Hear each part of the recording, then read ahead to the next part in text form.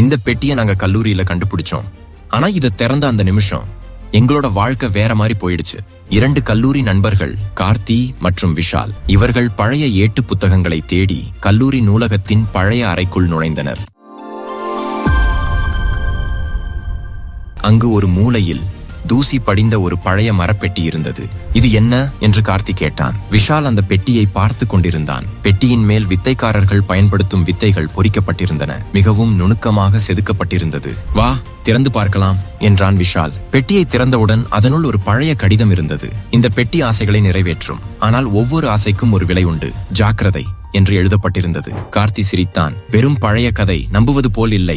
விஷால் பெட்டியின் முன்பு நின்று சிறு விளையாட்டாக, எனக்கு இன்று புதிய பேனா வேண்டும் என்றான். அவன் பையை பார்த்தால் உண்மையிலேயே புதிய பேனா இருந்தது. கார்த்தி ஆச்சரியத்துடன், எனக்கு இன்று சாப்பாடு இலவசமாக கிடைக்க வேண்டும் என்றான். அன்று மதியம் கேண்டீனில் அவன் சாப்பிடும்போது கேஷியர், இன்று உங்களுக்கு இலவசம் என்றார். இருவரும் உற்சாகத்தில் பெரிய ஆசைகள் கேட்கத் தொடங்கினர். விஷால் தேர்வில் முதலாவது வர வேண்டும் என்றான். அவன் வகுப்பில் முதல் மதிப்பெண் பெற்றான். ஆனால் அதே நாள் அவன் மிகவும் அன்பான தாத்தா மருத்துவமனையில் அனுமதிக்கப்பட்டார். கார்த்தி குடும்ப நிலப்பிரச்சனையில் இருந்து விடுபட வேண்டும் என்றான். அடுத்த வாரம் அவர்களின் நிலப்பிரச்சனை தீர்ந்தது.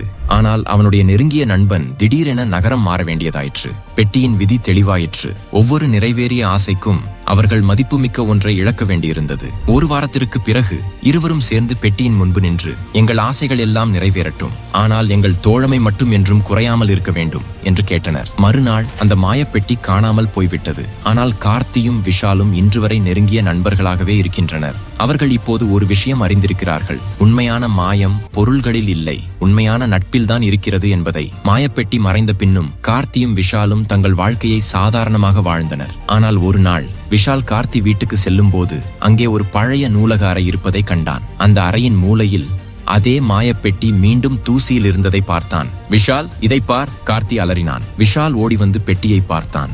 இது எப்படி இங்கே வந்தது? நாம் அதை நூலகத்தில் விட்டு வந்தோமே. பெட்டியை கவனமாக பார்த்தபோது முன்பு இல்லாத ஒரு புதிய கல்வெட்டு அதில் காணப்பட்டது. ஆசைக்கு அடிமையானவர்களை தேடித்தான் வரும் இந்த பெட்டி. இப்போது உங்கள் சோதனை முடியவில்லை.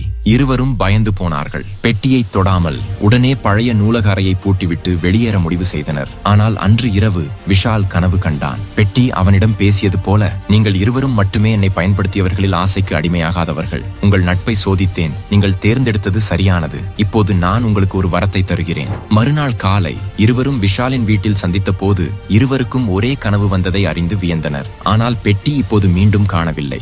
ஆனால் இந்த முறை அவர்கள் எதையும் இழக்கவில்லை.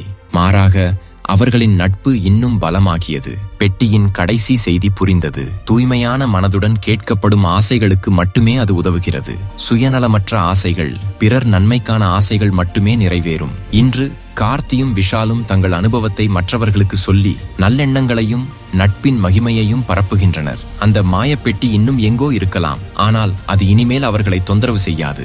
ஏனென்றால் உண்மையான மாயம் என்பது ஒருவரின் இதயத்தின் தூய்மையில்தான் இருக்கிறது என்பதை அவர்கள் கற்றுக்கொண்டு விட்டனர். சில மாயங்கள் உண்மையாக இருக்கலாம், ஆனால் வாழ்க்கையின் மிகப்பெரிய மாயம் என்பது நல்ல மனதுடன் பிறருக்காக வாழ்வதில் தான் இருக்கிறது. இந்த கதை உங்களுக்கு பிடிச்சிருந்தா சப்ஸ்கிரைப் செஞ்சு பெல் பட்டனை அமுக்குங்க. மறக்காம லைக் அண்ட் ஷேர் பண்ணிடுங்க.